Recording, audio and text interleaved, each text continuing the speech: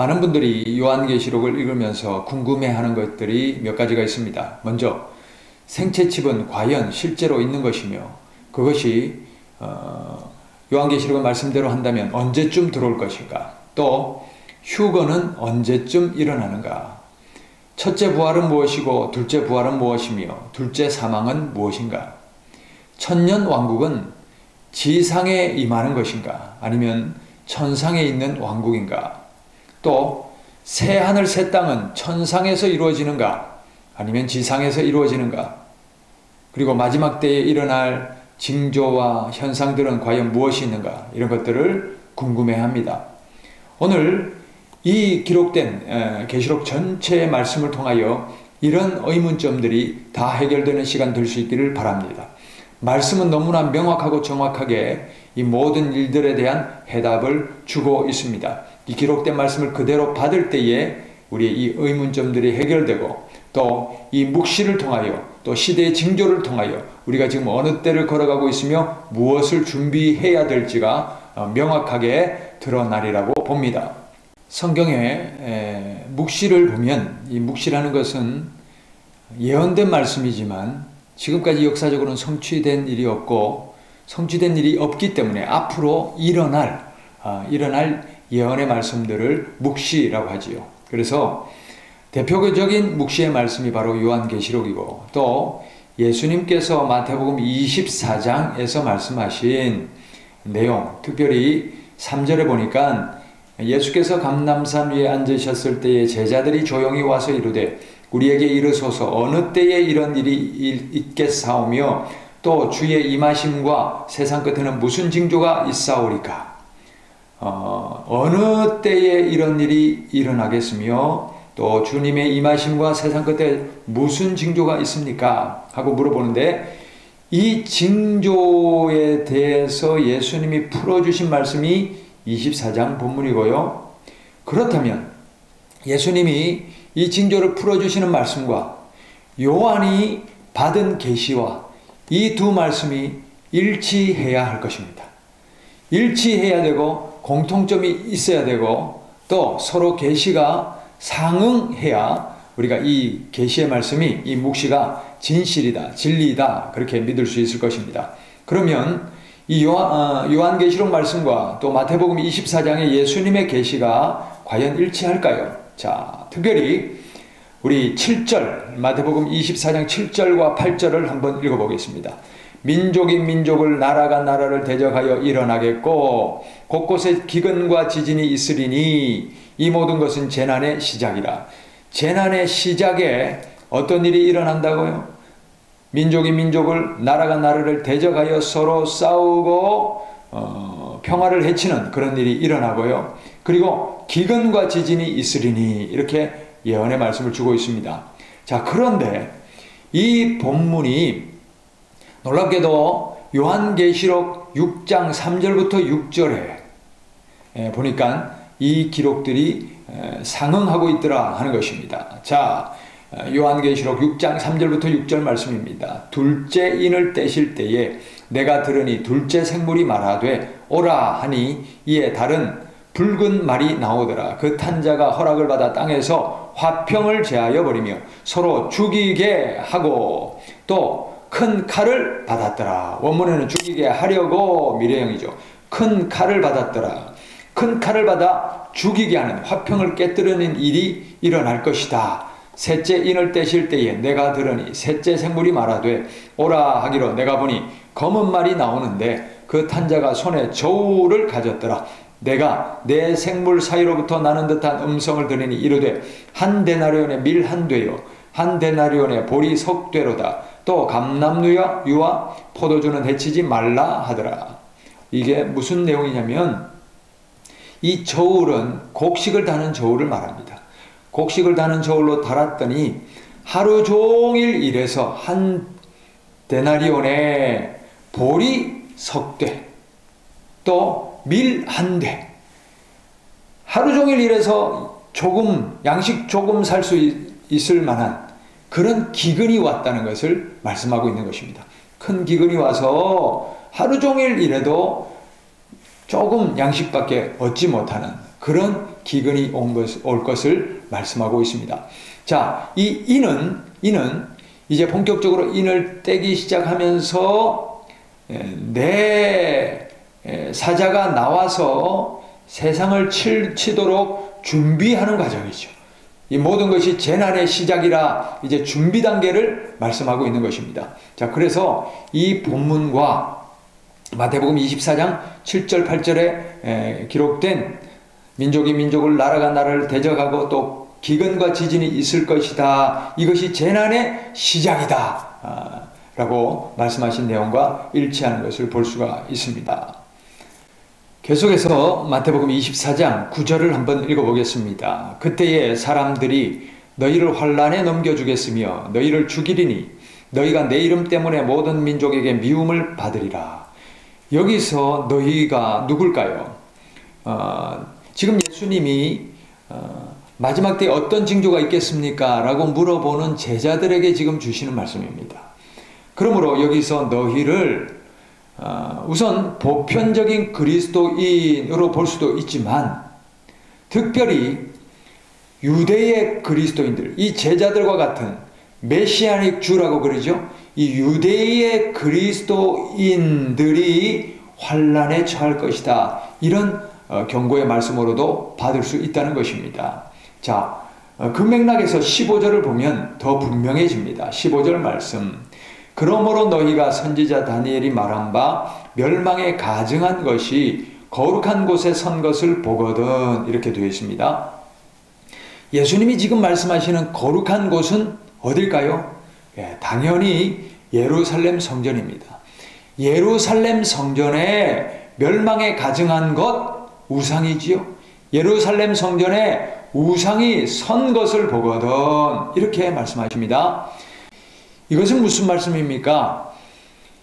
앞으로 이 지금 예루살렘에 성전이 다시 세워질 것이라는 거예요. 지금은 이슬람의 사원이 세워져 있지만 그 사원이 허물어지고 그곳에 예루살렘의 성전이 세워질 것이라는 예고지요. 그리고 그곳에 우상이 세워지는 것을 보거든. 이런 뜻입니다.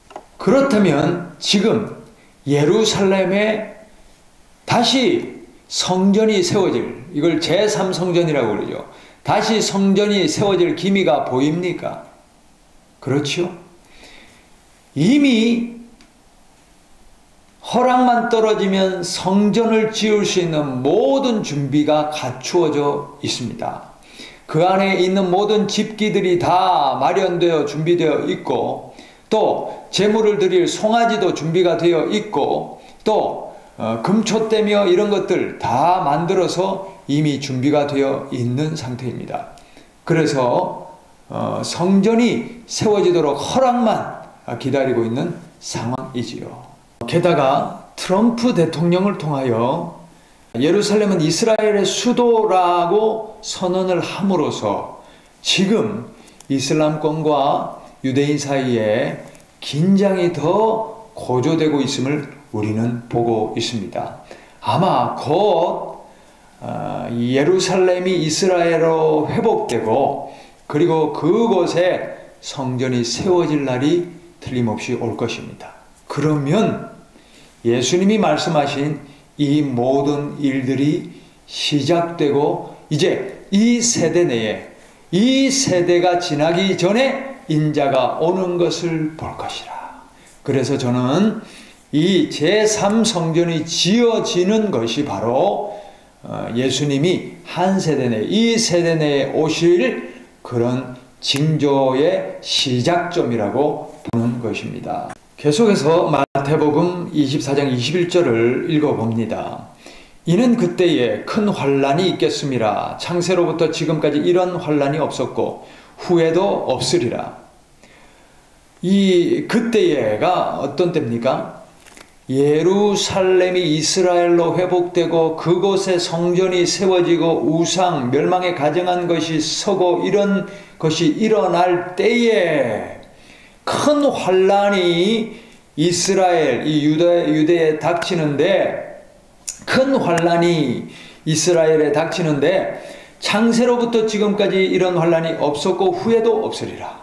그렇다면 2차 세계대전에 일어났던 유대인 대학살, 그보다도 더 큰 환란이 이스라엘에 몰아칠 것이다 하는 그런 예고의 말씀인데요. 자, 이 일이 과연 일어날 수 있습니까? 어떻게 일어날까요? 왜 이런 환란이 생길 수밖에 없는가? 우리가 이 시대의 징조를 살펴보면 지금 이 시대를 장악하고 통치하려는 New World Order라는 세력이 있다라고 말씀드렸습니다. 자, 그런데 이들의 계획에 어떤 음모가 꾸며져 있냐면, 그래서 제가 지난 시간에 그들이 가지고 논다는 일루미나티 카드와 또 덴버 공항에 그려진 벽화들을 자세히 소개해 드렸습니다. 만약에 이 일루미나티 카드가 실제로 이 세력들에 의해서 만들어진 카드라면 여기에 힌트가 있지 않겠습니까? 자, 이 카드에서 보면 무엇을 계획하고 있습니까? 제3차 세계대전을 준비하고 있습니다. 그리고 이 덴버 공항 벽화에 수수께끼와 같은 그림들이 그려져 있는데 7색깔 무지개가 아닌 6색깔 무지개, 남색이 빠진 무지개, 이것이 바로 동성애 무지개다 말씀드렸습니다. 동성애로 세상이 지금 장악되어 가고 있고 거기에 이슬람이 쓰는 큰 칼을 가지고 또 독일 군인 복장을 하고 방독면을 쓴 한 군인이 비둘기를 찔렀습니다. 비둘기를 찔렀고 그 옆에는 여인들과 아이들이 비통해하며 우는 그런 모습이 그려져 있지요. 그 밑에 아우슈비츠 감옥에서 한 아이가 쓴 편지가 거기 기록되어 있다고 그랬죠. 그 아이가 뭐라고 합니까? 내가 지금은 잠시 잠이 들겠지만 다시 부활할 것이다. 이러면서 이 칼을 통하여 희생당할 사람들이 누구라고 알려줍니까? 유대인들. 아우슈비츠 감옥에 그 학살이 재현될 것이다. 이제 그런 것들을 힌트를 주고 있죠. 그리고 그 다음 장면이 뭐냐면 이제 뭔가 전쟁이 일어난 것 같은 붉은 화염이 올라옵니다. 이게 이제 3차 세계대전이 아닌가 이제 그렇게 보고 이 전쟁을 통하여 세 그룹이 누워 있어요. 관에 누워 있습니다. 그 관에 있는 사람들이 누굽니까? 처음에 아프리카 여인이라고 그랬어요. 아프리카 여인. 두 번째는요. 유대인 여자아이가 십자가가 그려진 성경을 가슴에 품고 죽어 있다고 그랬죠. 그럼 이 전쟁을 통하여 희생당할 사람들이 누굽니까? 유대인, 특별히 메시아의 주가 될 가능성이 있다 하는 그런 힌트라고 그랬습니다. 그리고 아프리카 사람들일 가능성이 있다. 또 가운데는 누가 누워져 있습니까? 북아메리카 인디안. 그래서 미국도 또 캐나다도 피해를 볼 수 있다. 그럼 이게 이제 그림이 그려지잖아요. 아, 이게 어떤 전쟁이 될 것이다. 지금 왜 이스라엘을 자꾸 회복시키려고 하느냐. 그러면서 왜 이스라엘과 이슬람 사이의 갈등을 조장시키느냐. 결국 이 갈등으로 인하여 세계는 이슬람권과 또 이스라엘권하고 대치를 이루면서 큰 전쟁을 일으킬 수 있다. 그러면 거기서 과연 이 계시록의 말씀에도 이런 것들이 예언이 되어 있는가 한번 살펴보는 겁니다. 자, 이제 계시록을 한번 보는데 계시록 6장 9절을 한번 보십시다. 계시록 6장 9절 말씀. 계시록 6장 9절 있습니다. 다섯째 인을 떼실 때에 내가 보니 하나님의 말씀과 그들이 가진 증거로 말미암아 뭐라고 되어 있습니까? 죽임을 당한 영혼들이 제단 아래 있어 큰 소리로 불러 이르되 거룩하고 참되신 대주제여 땅에 거하는 자들을 심판하여 우리 피를 갚아 주지 아니하시기를 어느 때까지 하시려 하나이까? 왜 하나님 속히 심판을 하시지 않으십니까? 속히 심판하셔서 우리의 순교의 핏값을 좀 갚아 주십시오. 그런 탄원이 들어가고 있습니다. 그럴 때 자 11절 6장 11절 한번 읽어봅시다. 각각 그들에게 흰 두루마기를 주시며 이르시되 아직 잠시 동안 쉬되 그들의 동무 종들과 형제들도 자기처럼 죽임을 당하여 그 수가 차기까지 하라 하시더라. 아멘.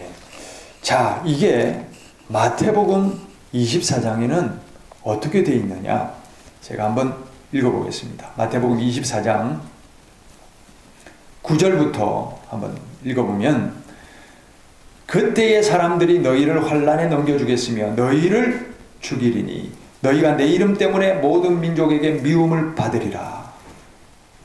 계시록 말씀하고 병행이 되죠? 자, 14절 한번 읽어봅시다. 이 천국 복음이 모든 민족에게 증언되기 위하여 온 세상에 전파되리니 그제야 끝이 오리라. 천국 복음이 모든 민족에게 전파되기 위하여 세상에 전파되리니 그제야 끝이 오리라. 그래서 계시록 말씀에 순교자들이 탄원이 언제 심판하십니까? 언제 끝이 옵니까? 탄원했을 때 하나님이 뭐라고 하십니까? 조금만 기다려라, 조금만 기다려라. 이 조금만 기다려라가 어느 때까지입니까? 천국 복음이 모든 민족에게 증언되기 위하여 온 세상에 전파되리니 그제야 끝이 오리라. 그래서 제가 지난 시간에 말씀드렸습니다. 지금 순교자의 피보다는 구원받는 사람들의 수가 많기 때문에 하나님이 조금만 기다려라, 조금만 기다려라 하시는 것이 아닌가. 왜냐하면 아직까지도 구원받아야 될 사람이 있다는 거예요. 그래서 조금만 기다리라 하는 것이라는 것입니다. 자, 그리고 자, 이렇게 탄원이 들어갔어요. 탄원이 들어갑니다. 자, 그리고 우리가 계시록 7장 1절부터 봅니다. 이 일 후에 내가 내 천사가 땅 내 모퉁이에 선 것을 보니 땅의 사방의 바람을 붙잡아 바람으로 하여금 땅에나 바다에나 각종 나무에 불지 못하게 하더라. 또 봄에 다른 천사가 살아계신 하나님의 인을 가지고 해 돋는 데로부터 올라와서 땅과 바다를 해롭게 할 권세를 받은 내 천사를 향하여 큰 소리로 외쳐 이르되 우리가 우리 하나님의 종들의 이마에 인치기까지 땅이나 바다나 나무들을 해하지 말라 하더라. 내가 인침을 받은 자의 수를 들으니 이스라엘 자손의 각 지파 중에서 인침을 받은 자들이 14만 4천 명. 자, 어느 자손? 이스라엘 자손. 지금 그러면 누구에게 인을 치고 있어요? 이스라엘 자손에게 인을 치고 있어요. 그래서 지금 보면 메시아닉 주가 돌아오죠. 일어나고 있죠. 그 작업이 뭘까요? 지금 이제 인치는 작업이 되는 거예요. 그리스도 예수님이 꿈에서, 환상에서 또는 음성으로 정말 주님이심을 마치 사울에게 나타나셨듯이 나타나시잖아요. 그래서 돌아오고 있잖아요. 그 수가 차기까지 조금만 기다려라. 지금 이 단계인 줄 믿습니다. 자, 이 단계인 것 같아요. 자, 그래서 자, 이 단계가 지나고 나면 어떤 일이 일어나느냐. 자, 8장 1절 갑니다. 8장 1절 한번 읽어봅시다. 일곱째 인을 떼실 때에 하늘이 반시간쯤 고요하더니 내가 보매 하나님 앞에 일곱 천사가 서 있어 일곱 나팔을 받았더라. 또 다른 천사가 와서 제단 곁에 서서 금 향로를 가지고 많은 향을 받았으니 이는 모든 성도의 기도와 합하여 보좌 앞 금 제단에 드리고자 함이라. 향연이 성도의 기도와 함께 천사의 손으로부터 하나님 앞으로 올라가는지라. 천사가 향로를 가지고 제단에 불을 담아다가 땅에 쏟음에 우레와 음성과 번개와 지진이 나더라. 할렐루야. 자, 여기서 금대접에 담겨 하나님 앞에 들여 올려진 이게 뭐라고요? 성도의 기도다. 자, 이 성도의 기도가 어디서 나왔습니까?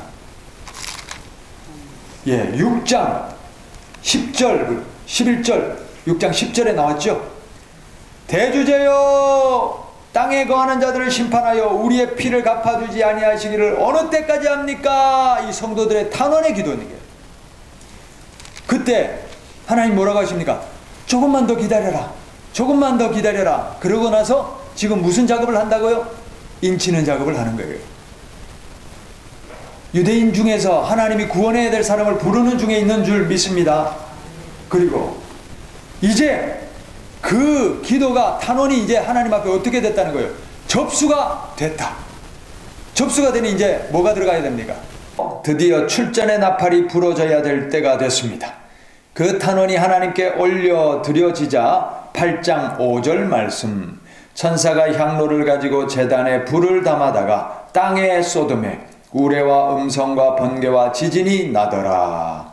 드디어 이니 다 떼지고 두루마리가 열리고 그 안에 기록되어 있는 심판을 향한 출전 명령의 나팔이 울려 퍼지기 시작합니다. 그래서 첫 번째 나팔이 부러지는데 8장 6절 말씀, 일곱 나팔을 가진 일곱 천사가 나팔 불기를 준비하더라. 첫째 천사가 나팔을 부니 피 섞인 우박과 불이 나와서 땅에 쏟아지매 땅의 3분의 1이 타버리고 수목의 3분의 1도 타버리고 각종 푸른 풀도 타버렸더라. 뭐가 떨어졌습니까? 피 섞인 우박과 불이 나와서 어디 떨어졌습니까? 땅에 쏟아지며 어떻게 됐습니까? 땅의 3분의 1이 타버렸다. 수목의 3분의 1도 타버렸다. 각종 푸른 풀도 타버렸다. 이렇게 되어 있습니다. 둘째 천사가 나팔을 부니 불붙는 큰 산과 같은 것이 뭐가 떨어졌습니까? 불붙는 큰 산과 같은 것이 떨어져서 바다에 던져졌습니다. 바다의 3분의 1이 피가 됩니다. 9절 말씀, 바다 가운데 생명 가진 피조물들의 3분의 1이 죽고 배들도 3분의 1이 깨졌습니다. 10절 말씀, 셋째 천사가 나팔을 부니 횃불같이 타는 큰 별이 하늘에서 떨어져서 강들의 3분의 1과 여러 물샘에 떨어졌습니다. 11절 말씀, 이 별의 이름은 쓴쑥이라. 물의 3분의 1이 쓴쑥이 되매 그 물이 쓴 물이 되므로 많은 사람이 죽더라. 아멘. 여기서 우리가 좀 주목해 봐야 될 게 뭐냐면 3분의 1 심판입니다. 완전 심판이 아니라 얼마 심판이요? 3분의 1 심판인데, 떨어지는 것들은 다 뭐 불같이 생긴 이런 것들이 떨어져요. 그리고 이게 어디로 떨어집니까? 땅에만 떨어집니까? 바다에도 떨어지고 물에도 떨어지고, 그래서 지구의 3분의 1이 초토화되죠. 자, 그래서 이 하늘에서 떨어지는 이것들이 도대체 뭐냐? 자, 요한이 지금 이제 마지막 때에 일어날 환상을 보고 있죠. 요한이 막 뭔가가 막 떨어지면서 지구 3분의 1이 막 초토화되는 것을 보고, 이걸 이제 하늘에서 떨어지는 피 섞인 우박, 불 붙는 큰 산, 횃불 같이 큰 별, 쓴쑥 이렇게 표현했습니다. 그래서 이것을 소행성이다 이렇게 보는 사람도 있습니다. 근데 저는 이 시대의 징조하고 이렇게 연결시켜 보면 이게 바로 핵폭탄이나 미사일들이나 이런 것으로 볼 수도 있죠. 왜냐하면 요한이 그런 걸 본 적이 있어요, 없어요? 없는데 이 시대에 와가지고 뭔가 하늘에서 슈슈슈 떨어지고 배들이 파괴되고 또 바다에 떨어져서 물고기들이 죽어가고 땅이 초토화되고 이런 걸 본 거예요. 저게 도대체 뭐냐? 불 붙는 산이 불 붙어서 떨어집니까? 이게 뭐겠어요? 그래서 이런 무기일 가능성이 있어요, 없어요? 만약에 이렇게 되면 이게 3차 대전으로 인해서 지구 전체의 3분의 1이 파괴되는 그런 핵전쟁일 가능성이 있습니다. 자, 그래서 만약에 이 지금 이슬람권, 그래서 이제 많은 경우에 뭐 여기에 이슬람 세력에 러시아와 아프리카가 연합하지 않나, 또 이스라엘과 함께 미국이 연합하지 않나, 그래서 세계적인 대전이 일어나고 핵전쟁이 일어나지 않나, 그것까지도 예견하는 사람이 있어요. 자, 만약에 이런 전쟁이 일어날 경우에는 많은 유대인들이 학살당하겠죠. 우리가 이제 히로시마의 원자폭탄의 피해를 보잖아요. 원폭이 있고 나면 후에 그 후유증이 더 크잖아요. 그러니까 지금까지도 없었고 앞으로도 일어나지 않을 큰 처참한 학살이 일어날 수 있습니다. 그리고 지구의 3분의 1이 파괴될 가능성이 있습니다. 그런데 이게 바로 뉴 월드 오더라는 그 세력의 전략이기도 하죠.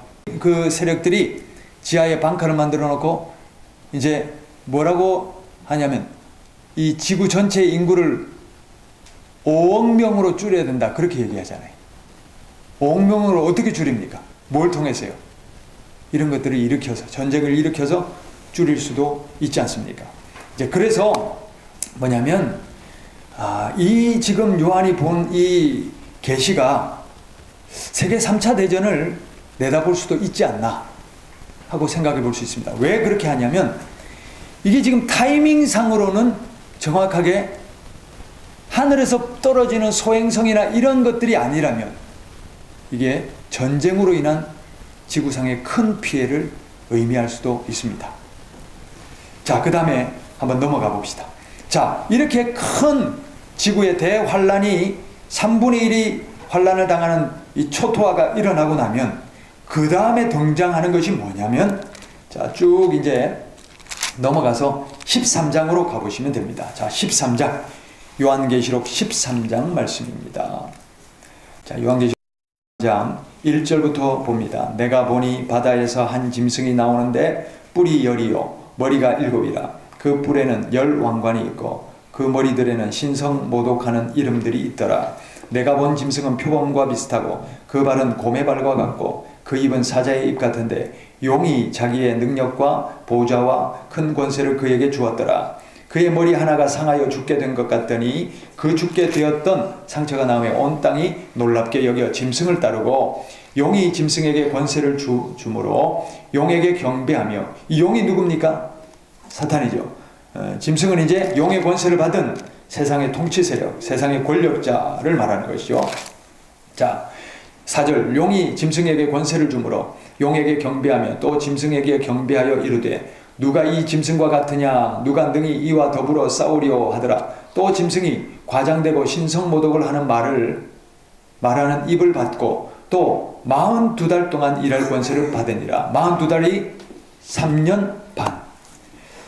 짐승이 입을 벌려 하나님을 향하여 비방하되 그의 이름과 그의 장막 곧 하늘에 사는 자들을 비방하더라. 또 권세를 받아 성도들과 싸워 이기게 되고 각 족속과 백성과 방언과 나라를 다스리는 권세를 받으니 죽임을 당한 어린 양의 생명책에 창세유로 이름이 기록되지 못하고 이 땅에 사는 자들은 다 그 짐승에게 경배하리라. 누구든지 귀가 있거든 들을지어다. 사로잡힐 자는 사로잡혀갈 것이요 칼에 죽을 자는 마땅히 자기도 칼에 죽을 것이니 성도들의 인내와 믿음이 여기에 있느니라.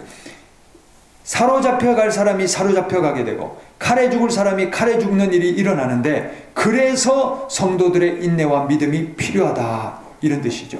자, 왜 그러냐? 11절. 내가 보매 또 다른 짐승이 땅에서 올라오니 어린 양같이 두 뿔이 있고 용처럼 말을 하더라.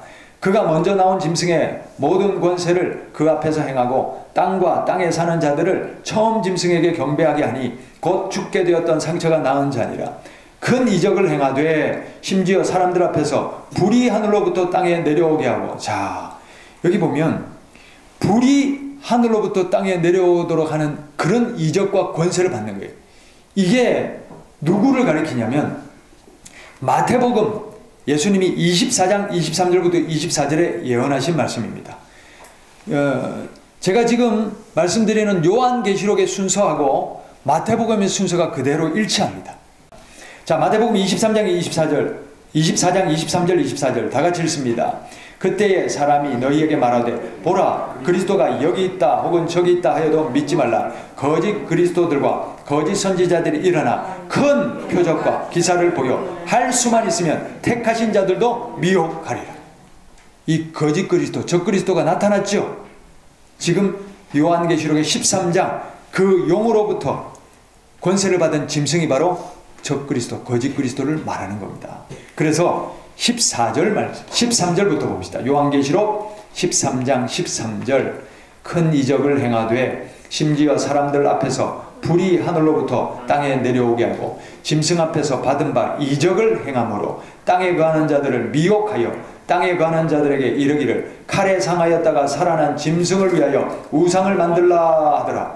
그가 권세를 받아 그 짐승의 우상에게 생기를 주어 그 짐승의 우상으로 말하게 하고 또 짐승의 우상에게 경배하지 아니하는 자는 몇이든 다 죽이게 하더라. 그가 모든 자 곧 작은 자나 큰 자나 부자나 가난한 자나 자유인이나 종들에게 그 오른손에나 이마에 표를 받게 하고 누구든지 이 표를 가진 자 외에는 매매를 못하게 하니 이 표는 곧 짐승의 이름이나 그 이름의 수라. 지혜가 여기 있으니 총명한 자는 그 짐승의 수를 세어보라. 그것은 사람의 수니 그의 수는 666이다. 세계적인 대혼란이 있고 나서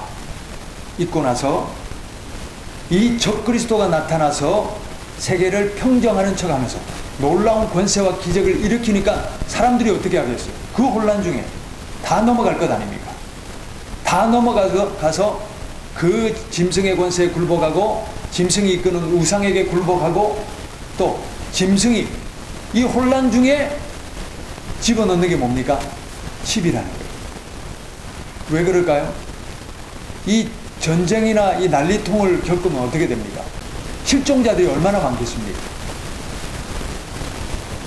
아버지도 자식도 아들, 딸 그 사람을 잃어버리고 그때 이 칩이 있으면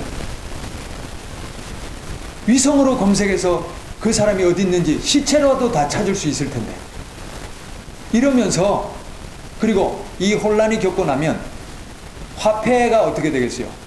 화폐가 완전히 다 무너지죠. 경제 체제가 어떻게 되겠어요? 무너지죠. 그러니까 모든 것을 새로 세워야 되죠. 새로 세워야 되기 때문에 이 칩 안에다가 이제 신원이며 개인 정보며 건강 정보며 또 매매권이며 이런 크레딧 카드 이 기능이며 이런 것들을 다 집어넣는 거예요. 그러니 이 칩을 받아야 될까요? 안 받아야 될까요? 받을 수밖에 없도록 만드는 겁니다.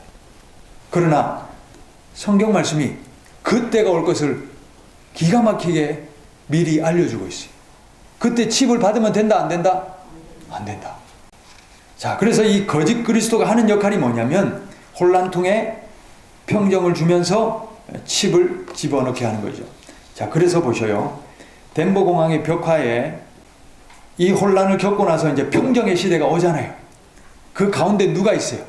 어떤 소년 하나가 손에 망치를 들고 이제 칼, 무기들을 다 쳐서 무기들이 필요 없죠. 전쟁이 끝나고 평화의 시대가 왔다는 거예요. 그런데 보셔요. 이 소년이 누구냐면 조금 전에 우리가 봤듯이 독일 병사가 칼을 두고 비둘기를 찔렀죠. 그때 그 글이 뭐라고 써져 있다고요? 나는 지금 잠시 잠이 들지만 다시 부활할 것이다. 그 부활하여 이 세상을 평정하는 그 유대인 출신의 적그리스도. 그래서 적그리스도가 유대인 출신이 아니겠냐 이렇게 보는 사람이 많은 이유가 바로 이런 뜻입니다. 어떻든 누가 되든 누가 나타난다고요? 적그리스도가 나타나서 세상을 평정하고 또 이제 표를 받게 하는 그런 중대한 역할을 하게 될 것입니다. 이것이 성경에 그대로 다 예언이 되어 있습니다. 자, 그리고 나서 보셔요. 자, 우리가 마태복음을 폈기 때문에 자, 마태복음 24장 30절 31절 마태복음 24장 30절 31절 그때의 인자의 징조가 하늘에서 보이겠고 자, 보셔요. 지금 이런 일들이 다 일어나고 그때에 주님이 오실 징조가 드디어 나타났어요. 예수님이 드디어 오십니다. 자, 뭐라고 되어 있습니까? 그때에 땅의 모든 족속들이 통곡하며 그들이 인자가 구름을 타고 뭘 타고요? 구름을 타고. 예수님 승천하실 때 어떻게 올라가셨어요? 구름을 타고. 사도행전 1장에 보면 천사들이 와서 뭐라고 합니까? 가신 것을 본 그대로 오시려. 그럼 오실 때도 뭘 타고? 구름을 타고 오실 줄 믿습니다. 구름을 타고 능력과 큰 영광으로 오는 것을 보리라. 그가 큰 나팔 소리와 함께 천사들을 보내리니 그들이 그의 택하신 자들을 하늘 이 끝에서 저 끝까지 사방에서 어떻게 한다고요? 모으리라. 할렐루야. 놀랍게도 이 말씀이 그 다음 장면 계시록 14장 14절부터 16절과 정확하게 일치합니다. 자, 계시록 14장 14절부터 16절 말씀. 저는 그래서 이 장면이 바로 휴거 장면이라고 보는 겁니다. 휴거가 이제 거짓 그리스도가 등장하고 칩을 받게 하고 그러는 중에 강제로 칩을 넣으면 안 받는 사람이 있을 거 아니에요. 안 받으면 어떻게 돼요? 성경에 말씀하신 대로 감옥에 끌려갈 사람은 끌려가고 목베임을 당할 사람은 목베임을 당하고 이렇게 이제 순교가 일어나겠죠. 자, 그리고 그 와중에 바로 일어나는 일입니다. 자, 14장 14절부터 16절까지 말씀 읽겠습니다. 또 내가 보니 흰 구름이 있고 구름 위에 인자 같은 이가 앉으셨는데 그 머리에는 금면류관이 있고 그 손에는 예리한 낫을 가졌더라. 자, 누가 나타나셨습니까? 인자와 같은 이 누굽니까? 예수 그리스도. 무엇을 타고? 흰 구름을 타고. 15절 말씀. 또 다른 천사가 성전으로부터 나와 구름 위에 앉은 이를 향하여 큰 음성으로 외쳐 이르되 당신의 낫을 휘둘러 거두소서. 당신의 곡식이 다 이거 거둘 때가 이르렀습니다. 여기서 말씀하는 곡식은 누구냐? 거룩한 성도들을 말하는 것입니다. 16절 말씀. 구름 위에 앉으신 이가 낫을 땅에 휘두르매 땅의 곡식이 거두어지니라. 자, 곡식을 먼저 싹 거두고 하는 작업이 뭐냐? 17절부터 20절까지는 이제 악한 자들에 대한 심판입니다. 자, 17절부터 20절 읽어봅시다. 또 다른 천사가 하늘에 있는 성전에서 나오는데 역시 예리한 낫을 가졌더라. 또 불을 다스리는 다른 천사가 제단으로부터 나와 예리한 낫을 가진 자를 향하여 큰 음성으로 불러 이르되 내 예리한 낫을 휘둘러 땅에 포도송이를 거두라. 그 포도가 익었느니라 하시다. 처음에 거둔 것은 뭡니까? 곡식, 알곡들. 그 다음에 지금 뭐예요? 포도송이. 19절 말씀. 천사가 낫을 땅에 휘둘러 땅에 포도를 거두어 하나님의 진노의 큰 포도주 틀에 던지매 성 밖에서 그 틀이 밟히니 틀에서 피가 나서 말굴레까지 닿았고 1600 스타디온에 퍼졌더라. 296km 팔레스타인 전체 길이. 그래서 이 두 번째 거둔 포도송이는 진노의 틀에서 완전히 심판당해요. 그래서 이제 그들이 흘리게 될 피, 진노로 인한 피, 그것이 이제 포도 주로 이제 비유가 된 것입니다. 그래서 이 두 번째 포도송이는 심판을 말하고 첫 번째 곡식은 뭐라고요? 알곡을 거둬들이는 휴거를 말하는 거예요. 휴거를. 자, 그래서 휴거의 시점은 어느 시점입니까? 짐승의 표가 들어오고 그로 인하여 환난과 박해와 이런 것들이 있을 때, 그러고 나서 이제 휴거가 일어납니다. 왜 그러냐면 그 환난과 박해를 견디고 이긴 사람들에게 주어지는 것이 바로 휴거이기 때문입니다. 자, 14장 9절에 보시면 알 수 있습니다. 자, 14절부터 16절 휴거가 되기 전에 9절부터 13절에 어떤 말씀이 있습니까? 한번 읽어봅시다. 또 다른 천사 곧 셋째가 그 뒤를 따라 큰 음성으로 이르되 만일 누구든지 짐승과 그의 우상에게 경배하고 이마나 손에 표를 받으면 그도 하나님의 진노의 포도주를 마시리니 그 진노의 잔에 섞인 것이 없이 부은 포도주라. 거룩한 천사들 앞과 어린 양 앞에서 불과 유황으로 고난을 받으리니 그 고난의 연기가 세세토록 올라가리로다. 짐승과 그의 우상에게 경배하고 그의 이름표를 받는 자는 누구든지 밤낮 쉼을 얻지 못하리라 하더라. 성도들의 인내가 여기 있나니 그들은 하나님의 계명과 예수에 대한 믿음을 지키는 자리라. 성도들은, 신실한 성도들은 어떻게 됩니까? 표를 받아야 됩니까? 받지 않고 인내하고 하나님의 계명과 받지 말라는 계명과 예수님에 대한 철저한 믿음, 순전한 믿음을 지키고 이겨야 돼요. 13절 말씀. 또 내가 들으니 하늘에서 음성이 나서 이르되 기록하라. 지금 이후로 주 안에서 죽는 자들은 복이 있도다 하심에 성령이 이르시되 그러하다 그들이 수고를 그치고 쉬리니 이는 그들의 행한 일이 따름이라. 주 안에서 죽는 자들은 복이 있다. 그래서 이 짐승의 권세가 몇 년 동안입니까? 3년 반이죠. 그러면 이제 이 기간 중에 이제 휴거가 일어나겠죠. 그 다음 이제 악에 대한 심판이 있었고 16장으로 한번 가봅시다. 16장으로 넘어갑니다. 우리가 이 생채칩을 심으려는 이 어둠의 세력들의 음모는 다 아시죠? 그들의 계획도 아시고 아론 루소와 니콜라스 록펠러와의 대화 이런 것들 우리가 이미 다 알고 있습니다. 그래서 제가 자세히 말씀을 드리지 않습니다. 또 2025년까지 생채칩을 활성화하겠다. 구글의 엔지니어 팀장이 그런 얘기 했죠. 2025년까지 칩을 다 투입하겠다. 이제 그런 얘기까지 했습니다. 현재 우리는 인류 역사상 가장 흥미로운 시대를 살고 있어요. 생각이 조금 다르신가요? 그래도 세계에서 가장 유명한 미래학자 레이 커즈와일은 그렇게 생각하고 있는 것 같은데요. 레이 커즈와일에 대해 조금 설명하자면 커즈와일 씨는 현재까지 7권의 저서를 출판했는데 그중 5권은 베스트셀러가 되었죠. 20개의 명예박사 학위를 갖고 있고 3명의 미국 대통령에게 훈장을 받았어요. 또 평판 스캐너, 시각장애인용 음성 변환기, 광학문자 인식기에 이르기까지 각종 기계를 탄생시킨 발명가이기도 해요. 지금은 구글의 기술 책임자로서 인공지능 연구를 진행하고 있는데요. 어떤 사람들에겐 레이 커즈와일의 미래 예측이 너무 허무맹랑하게 들릴지도 몰라요. 하지만 기술은 선형적 성장이 아닌 지수 성장을 하기 때문에 어떠한 가능성도 생각해 볼 수 있지 않을까요? 2020년 지구 육지 면적의 약 85%나 되는 곳에서 인터넷 접속을 할 수 있게 돼요.